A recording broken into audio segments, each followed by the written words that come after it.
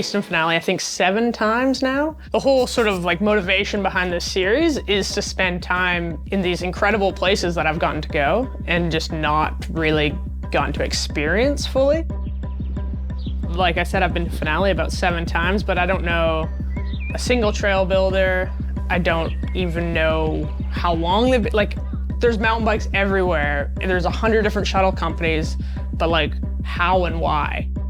And I think it's pretty easy as a racer when you are just given these opportunities to just take them for granted. There's a whole world outside of the race circuit in these locations, you know, and like, who are these people that have built this insane community that have managed to hold an EWS for like 10 years or whatever it is. Can you hear me? 012, 012. We're talking. Hi, my name is Enrico Guala. I'm Riccardo Negro. My name is Francesco Gozio. I discovered Finale when I first started mountain biking in '86. So I basically came here because of the trails. And since then, I think I'm one of those fishes that end up in the net of Finale. A lot of people think that Finale is just a name to the small part around the comune, the municipality of Finale Ligure. But in reality, what we call Finale is a really huge region that can be connected by trails in a bike ride or in a hike. How it's big is how much your wheels can bring you outside in a day ride.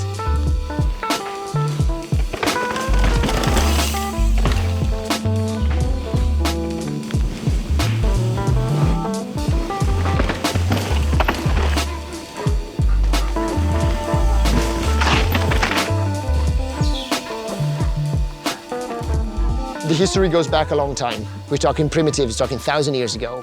Trails were there at that point, and they've been rebuilt, they've been reused, they've been changed, but the infrastructure has been there. So the new ideas to develop Finale were basically born in the 90s when the global tourism changed. And as a beach destination, we felt the competition of new destination and low-cost trip and flights, so we had to kind of reinvent.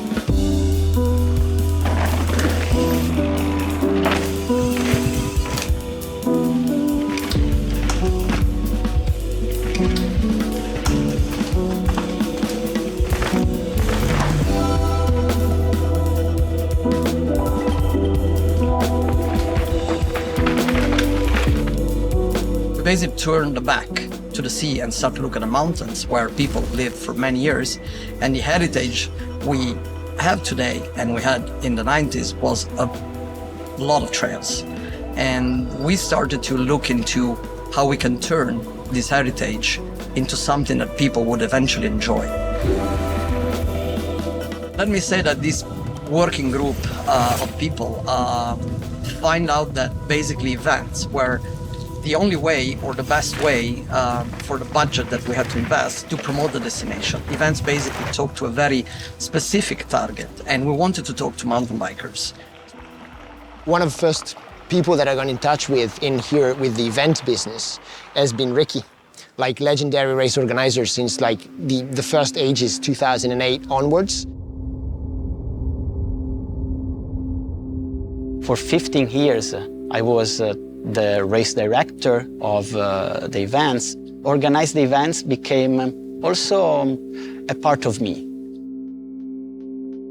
My goal was always to give them a real bike journey in an amazing area, to show them that Finale is not a bike park, but is a bike destination.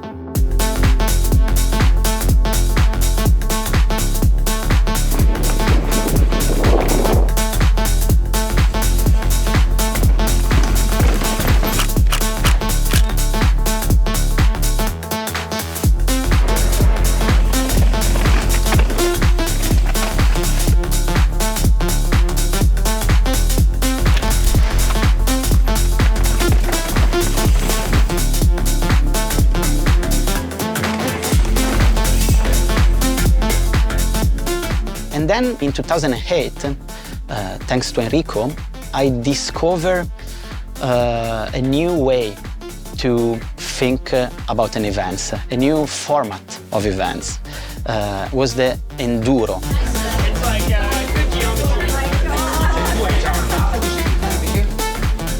The vision of bringing Enduro to this place was one of the chapters of the evolution of how you can ride Finale.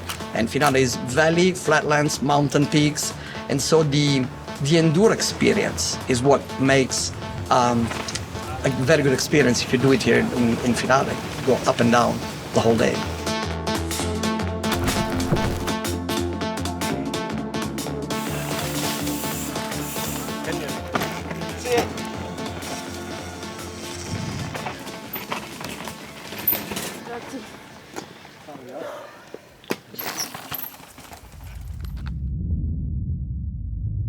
Finale had and still have a role in the history of the sport. That's what I believe in, beyond all the events, and that's mainly due to the people that decided to move to Finale and embrace the community here and work basically millions of hours into trail building.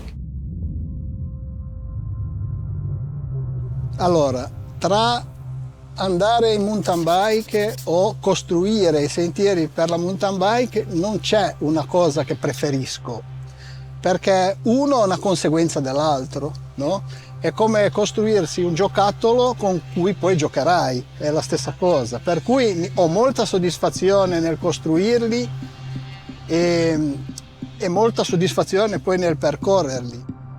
Aver trovato non molti, poche persone che hanno la mia stessa passione, hanno la nostra stessa idea del territorio, di come mantenere i sentieri, e soprattutto giovani che vorrei che portassero avanti questo discorso, perché è una cosa da non abbandonare, non è una moda, non è il momento, non è il business. Per noi non esiste tutto questo, esiste l'amore per il sentiero, l'amore per il bosco, l'amore per dove passiamo o per quello che troviamo nel sentiero. Quindi i ragazzi che io conosco, Marco, Francesco e via dicendo, sono giovani che spero che portino avanti il discorso che ha fatto Fulvio, che ha fatto Riccardo, che ha fatto Fabrizio, che ho fatto io, e che vadano avanti, perché questo non deve finire.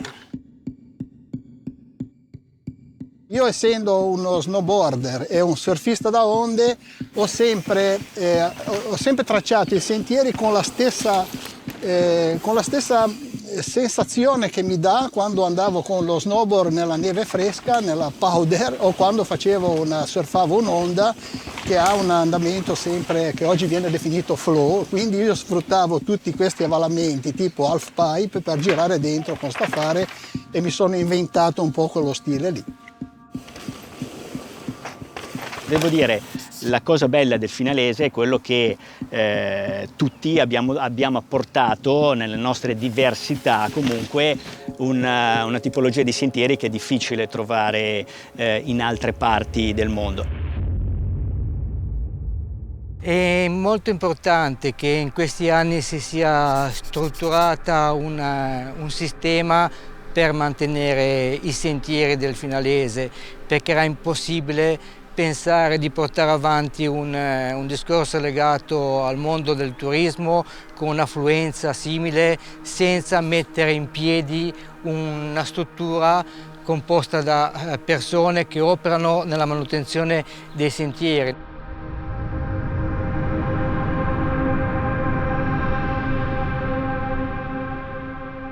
It doesn't work to have a maintenance once per year somewhere.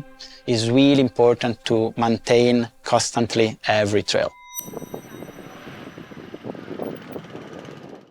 Prima l'EWS, adesso il mondiale, indubbiamente per la region è un grosso beneficio da un punto di vista sia di pubblicità, ma soprattutto anche poi dà la possibilità di poter mantenere anche i sentieri.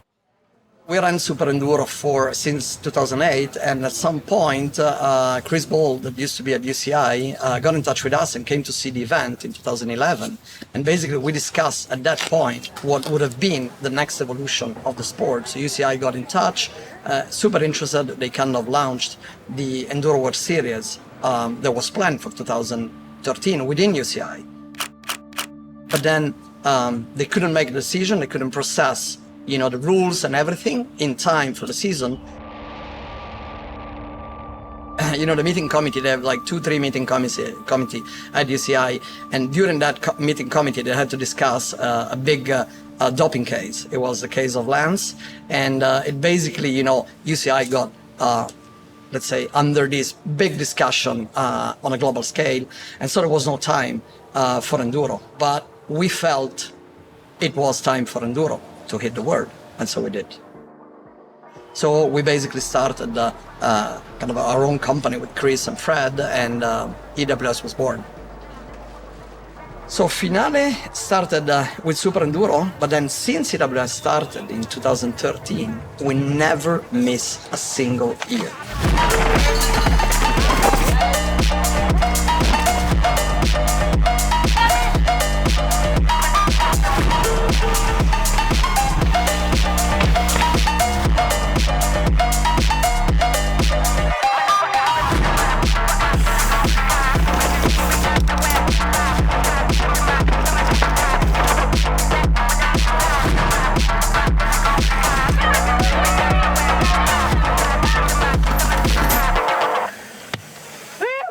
The future, I think it needs to follow the footpaths of what we did so far.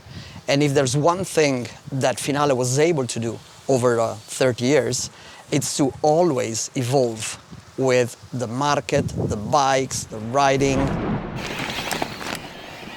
And I think the next step of the evolution is e-bikes.